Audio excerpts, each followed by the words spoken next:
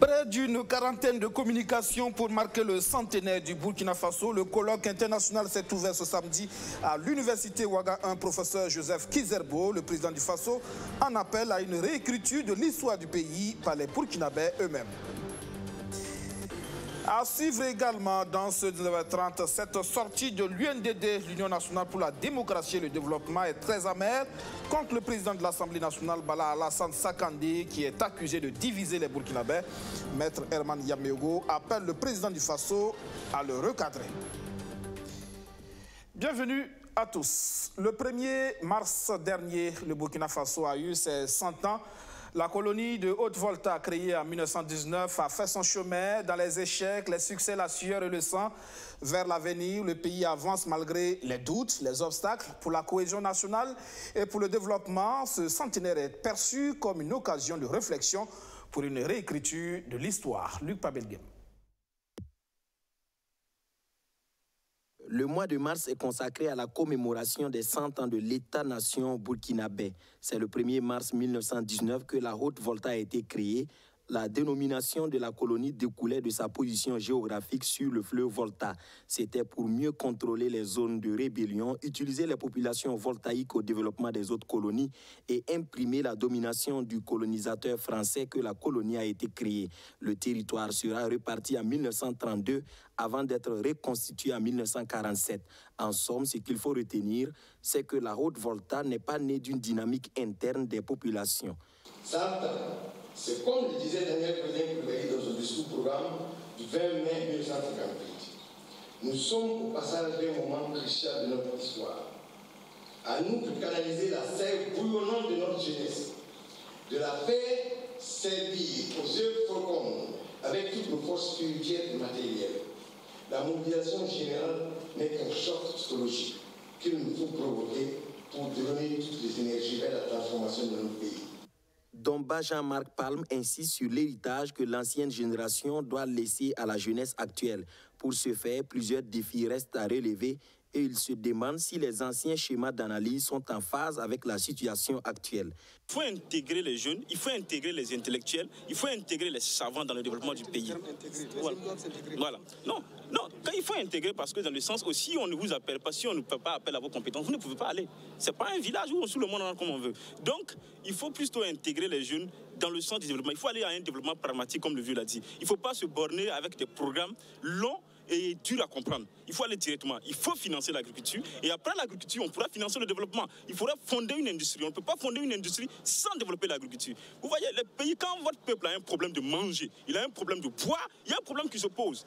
Quand on veut corrompre ce peuple-là, c'est très facile. Il suffit de lui balancer un sac de riz ou un jeune billet de 2000 francs. Et il fait le choix. C'est fait pour lui. Donc il faut aller directement. C'est ce que nous voulons laisser. C'est ce que nous voulons dire au peuple. Le centenaire de la création de la Haute-Volta se fait sous forme de colloque et le Temple du Savoir, l'université de Ouagadougou, abrite les communications au nombre de 37 inscrites au programme.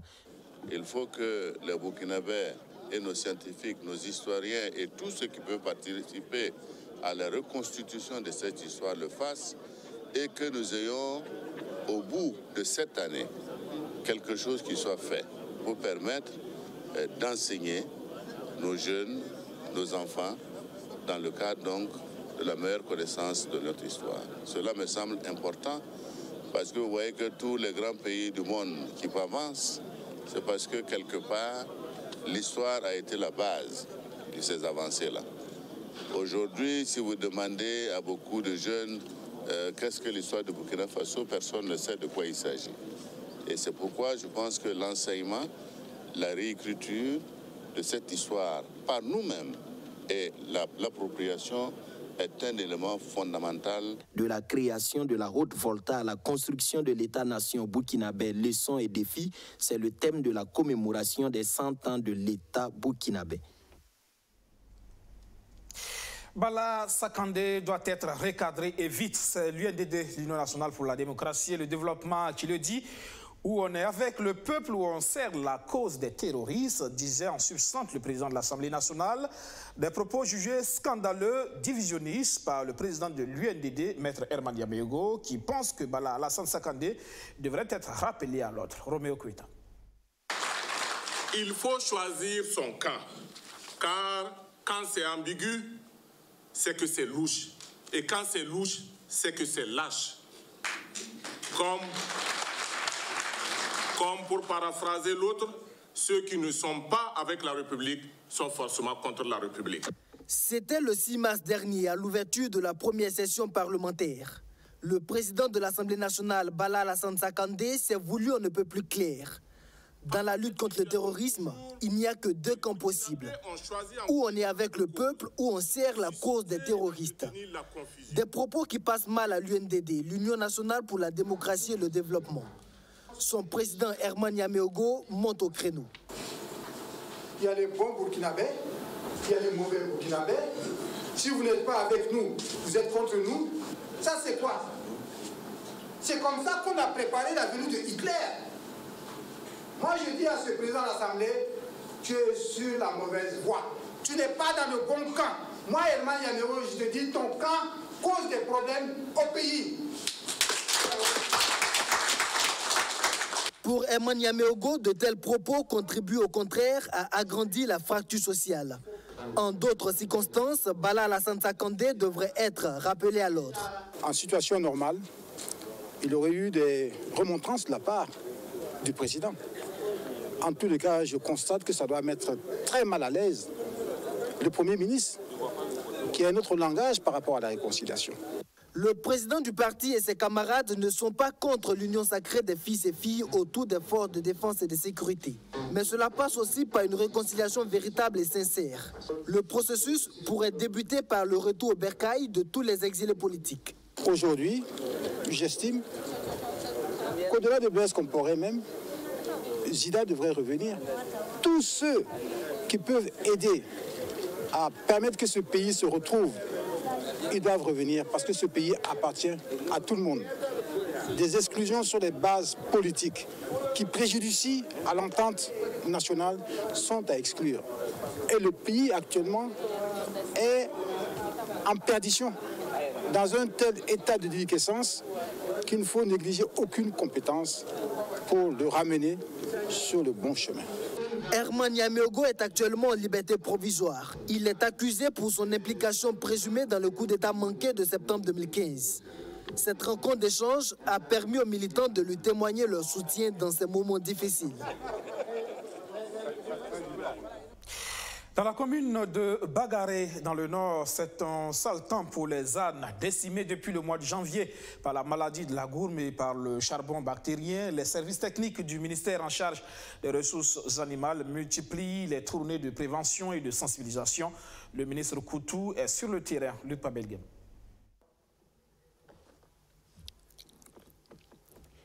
Dès le mois de janvier, la maladie de la gourme et du charbon bactéridien ont fait une véritable hécatombe dans les familles équines et asines au Burkina Faso.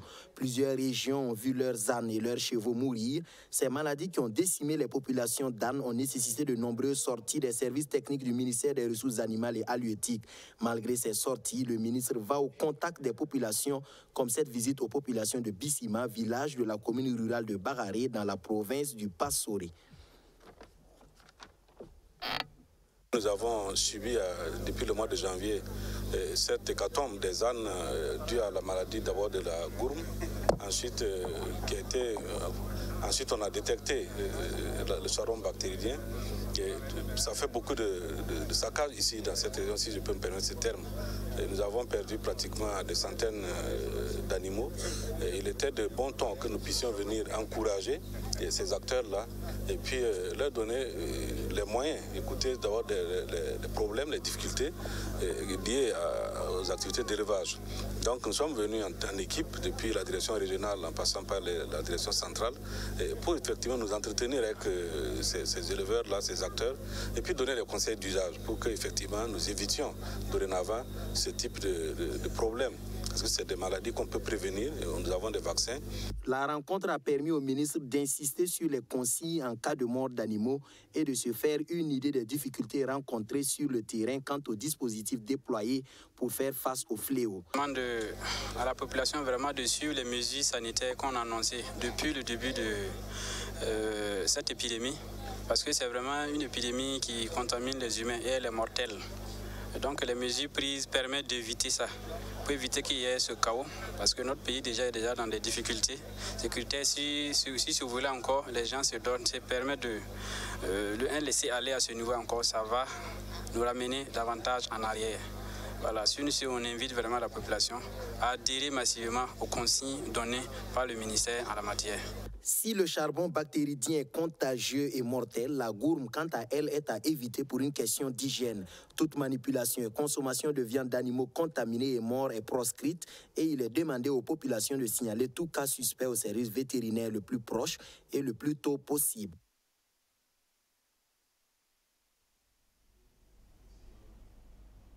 La gourme et le charbon bactéridien qui déciment donc en ce moment la population des ânes au Burkina Faso. La diplomatie burkinabé, elle, se porte bien. Foi du ministre Alpha Bari, il en veut pour preuve les résultats de 2018.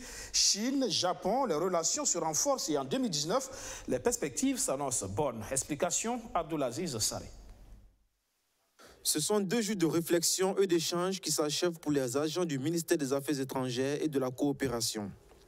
Un conseil d'administration qui a permis au chef de la diplomatie burkinabé et ses collaborateurs de dresser le bilan des activités menées au cours de l'année 2018, mais aussi de jeter un regard sur les perspectives 2019. Selon Alpha Bari, le bilan est satisfaisant.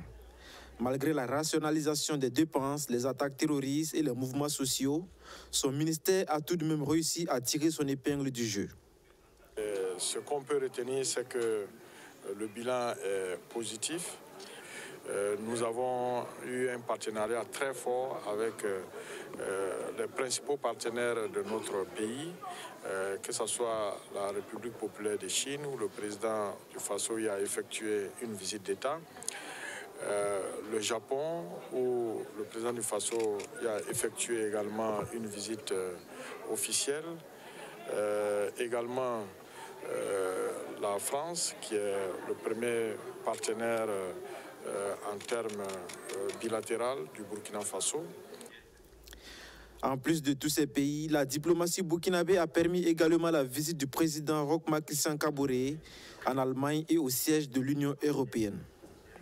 Et également les bonnes nouvelles qui sont arrivées à la fin de l'année sur l'élection du Burkina au compact régional et national qui ouvre de belles perspectives de coopération et de développement entre notre pays et les États-Unis. Et puis les accords qui sont intervenus par ailleurs aussi entre le FMI et le Burkina, qui a permis aussi à la Banque mondiale d'opérer d'importants décaissements en faveur du développement du Burkina Faso. Selon le ministre des Affaires étrangères, la principale mission de son département au titre de l'année 2019 sera d'agrandir ses relations afin d'offrir au Burkina Faso d'autres partenaires capables de l'accompagner dans son processus de développement. Une bonne partie de notre budget est consacrée à la défense et à la sécurité, ce qui occasionne un repli au niveau des dépenses en faveur des services sociaux de base notamment. Et il revient aux diplomates de travailler davantage auprès de nos partenaires, de sorte qu'il y ait beaucoup plus d'appui vers les services sociaux de base, de sorte à ce que le niveau de développement que nous recherchons soit maintenu. Ce CASEM est le premier de l'année 2019 du ministère des Affaires étrangères. Il a été également une occasion pour les diplomates de réfléchir sur la contribution de la diplomatie burkinabé à la coopération en matière de sécurité et de défense en Afrique de l'Ouest. Le mois de mars, mois de la femme, la Ligue islamique pour la paix au Faso rend un bel hommage aux femmes de médias. Elle était dans les locaux de la télévision BF1 avec le cadeau du 8 mars en mai. Rémi Lambert n'est bien. Sur les tables de montage ont pris place ces présents aux couleurs de l'amour et pleins de symboles pour l'autre moitié du ciel. Ils sont offerts par la Ligue islamique pour la paix au Faso, qui rend hommage à la jeune féminine de la télévision BF1 à l'occasion de la Journée internationale de la femme. Bon, d'abord, c'est dire que nous sommes délégués par le président de la Ligue, Elhadji Ousseini Tapsoba, qui a bien voulu en tout cas honorer nos mamans, nos sœurs, à travers cette journée internationale de la femme. pour cela, nous avons en tout cas pensé à elles en les offrant pour cette journée quelques paniers et quelques distinctions également. C'est dire que nous avons pensé que le travail qu'elles mènent au sein des différents organes mérite un remerciement et des encouragements. Et voilà ce qui a motivé en tout cas notre déplacement à votre niveau, afin de magnifier ces jours nos mamans et nos sœurs. La Ligue islamique pour la paix au Faso n'est pas son premier geste et comme tout geste d'amour apporte la joie, elle s'est simplement traduite en chant et en danse.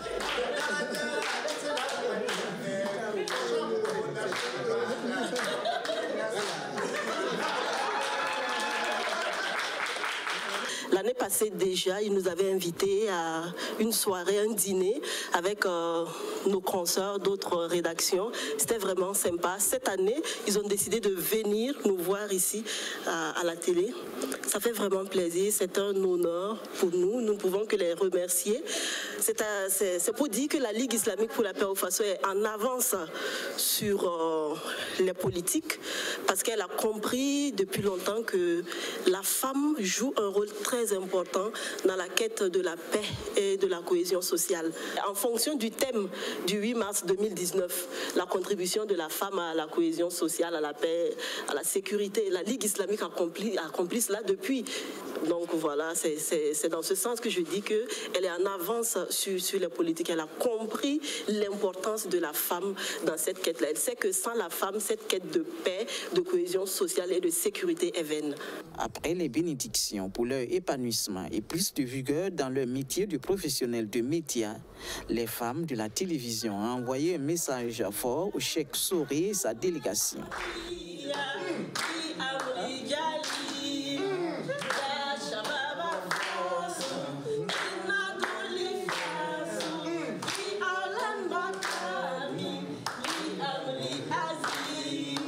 Vous aurez compris que c'est une invite à la Ligue islamique pour la paix au Faso à revenir recruter pour leur chorale.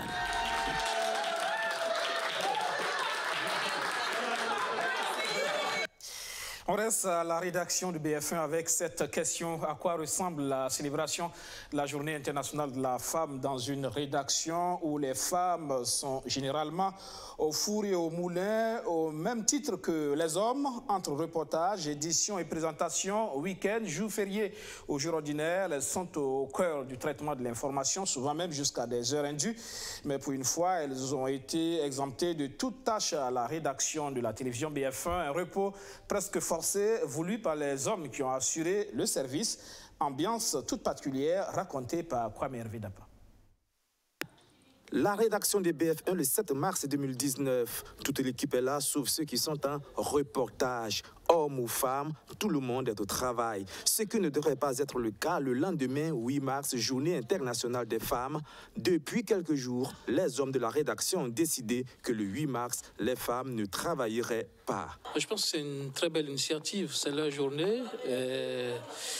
C'est quand même bien de leur permettre de vivre ça autrement, pas au travail. Belle initiative qui n'a toutefois pas fait l'unanimité avec les journalistes. Les choses ne se passent décidément jamais simplement. Il y a toujours une critique quelque part, toujours quelque chose à redire, ces journalistes. Mais je pense que c'est peut-être le contraire qu'on aurait dû faire. Les femmes qui travaillent et puis qui laissent les hommes se reposer. Et là, c'est la preuve quand même qu'elles s'affirment. Mais bon, c'est une bonne décision, c'est une décision commune. Je viendrai travailler à leur place. Et surtout, bonne fête à elles. Et oui, M. Nebié, c'est la loi de la majorité. Effectivement, le lendemain 8 mars, Rémi Lambert-Nebié est à son poste, comme tous les hommes de la rédaction. Et comme vous pouvez le constater, aucune trace d'une femme. Elles sont au repos. Pas vraiment, pas totalement. Car à la différence des hommes, quand une femme n'est pas au travail, elle s'occupe de la famille, enfants, mari et aussi à la cuisine. Et c'est ce que les femmes de la rédaction des BF1 ont fait pour les hommes. C'est parti pour un moment de restauration. Tout le monde mange, sauf celui-là, concentré sur son travail. Luc Pabelgem est en carême. Roméo Koïta, lui, vient d'arriver de couper là où il a couvert la cérémonie officielle du 8 mars. Puis vient l'instant émotion de la journée, la surprise des hommes pour les femmes de la rédaction des BF1. des cadeaux qu'ils ont préparés dans le plus grand secret. À l'heure de la remise, l'ambiance monte d'un ton.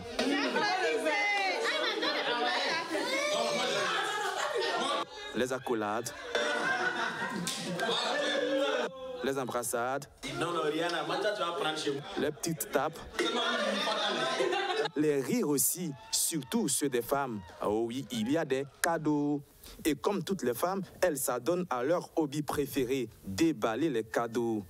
S'ensuit le deuxième sport préféré des femmes, les photos et les selfies. Je suis sans voix. J'en ai eu des larmes aux yeux. Je ne m'y attendais pas du tout que vous ayez déjà décidé de travailler aujourd'hui à notre place et que ensuite vous nous offriez ces cadeaux. Franchement, c'est la totale, quoi. On ne peut que vous dire merci. C'est très gentil. Les mots me manquent. Vous êtes tout simplement adorables et on souhaite que Dieu vous bénisse, vous conforte déjà dans cette considération que vous avez pour la femme. Bon, mes deux aînés ont déjà tout dit. En tout cas, vraiment, merci beaucoup pour ce geste. Ça nous va droit au cœur et que surtout que Dieu nous garde toujours ensemble. Je vous dis merci pour cette pensée. Ça nous va droit au cœur. Que Dieu vraiment nous bénisse et que mais il faut rendre à César ce qui est à César. C'est Luc Paberghem qui a émis l'idée de ce jour férié pour les femmes de la rédaction du BF1. Et c'est Rémi Lambert-Lébier qui a fait toutes les courses pour les achats d'épargne et les emballages. Parce qu'elles sont donneuses de vie et qu'elles regorgent de ressources parfois insoupçonnées, les femmes, malgré leur fragilité, font vivre le monde et méritent d'être célébrées, ne serait-ce qu'un jour dans l'année. Et elles ont été célébrées, les droits des femmes qui se sont invitées à l'acte 17 de la mobilisation sociale ce samedi en France. À côté des gilets jaunes, il y avait aussi les gilets roses qui parlent d'égalité dans les emplois. Gilets jaunes, mais aussi gilets roses en ce 17e samedi de mobilisation sociale en France. À Paris, les revendications sur le pouvoir d'achat se sont mêlées ce matin à celles sur l'égalité des sexes, au lendemain de la Journée internationale des droits des femmes. Et c'est un cortège commun de quelques centaines de personnes qui a descendu les Champs-Élysées. Il n'y a pas de démocratie sans droit des femmes, il n'y a pas de droit des femmes sans démocratie. On est essentiel au bon fonctionnement de la société. On occupe beaucoup d'emplois encore très féminisés comme l'aide à la personne, les aides-soignantes, les infirmières. Le mouvement des Gilets jaunes cherche un nouveau souffle alors que les chiffres de mobilisation baissent toutes les semaines. La semaine dernière, moins de 40 000 personnes ont manifesté dans tout le pays, selon le ministère de l'Intérieur. À l'aéroport de Roissy-Charles de Gaulle, un flash mob a eu lieu pour dénoncer le projet de privatisation de la société Aéroports de Paris. Samedi prochain, l'acte 18 marquera la fin du grand débat national lancé par Emmanuel Macron. Les Gilets jaunes espèrent alors un sursaut national. La culture pour boucler ce journal, les FAMA, les Faso Music Awards, acte 6, c'est pour le 22 mars prochain à Ouagadougou. Ça sera une pluie de récompenses pour les acteurs de la culture. Mais au-delà des récompenses, les FAMA, c'est surtout une belle fête de la musique burkinabé. Rémi Lambert-Lébier. 72 heures, c'est le temps que le 6e acte des Faso Music Awards FAMA se consacrera pour placer au milieu de la scène les acteurs de l'homme de la musique burkinabé. Causerie musicale, plateau découverte et cérémonie de remise de prix. Cette 6e édition entend répondre à toutes les attentes en tant qu'événement culturel, mais également être la manifestation qui s'interroge sur les préoccupations de la société qu'il a vu éclore. Les nombreuses initiatives salutaires des artistes, suite aux événements tragiques que connaît notre pays, achèvent de nous convaincre que l'artiste assume un rôle social on ne peut plus important dans notre société.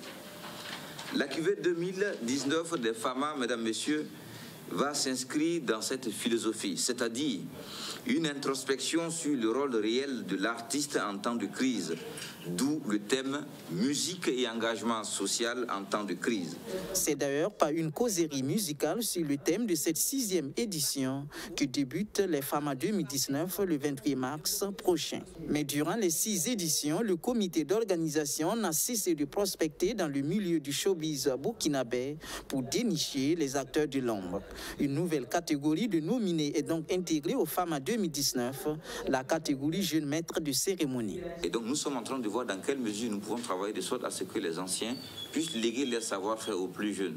Et donc nous avons décidé cette année de nominer, si vous voulez, 3 jeunes qui animent très bien déjà, mais qui viendront donc au cours des FAMA et ils vont animer en live. Et le jury qui sera là en place va pouvoir désigner, si vous voulez, le meilleur maître de cérémonie. Parce que nous ne voulons pas, sur la base de quel critère peut-on, par exemple, dire que tel animateur anime mieux qu'un autre.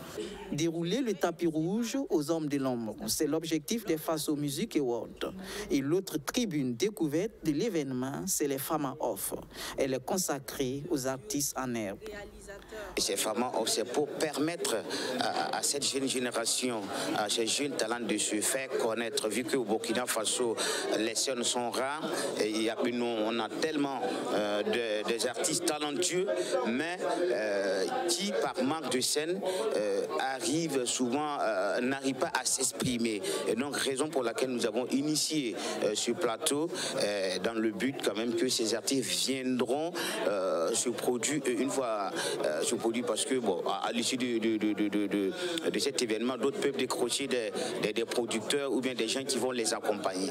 Le FAMA de l'année sera disputé entre Wali Bara, directeur général du BBDA, Abéroulan Kima, promoteur du festival Danzaouré, et Ibrahim Keita, promoteur du Soko Festival. C'est la fin de cette édition. Merci de l'avoir suivi. Restez avec nous à 20h15. Rihanna Tawina sera là pour le JT Boré. Demain, dimanche, 18h.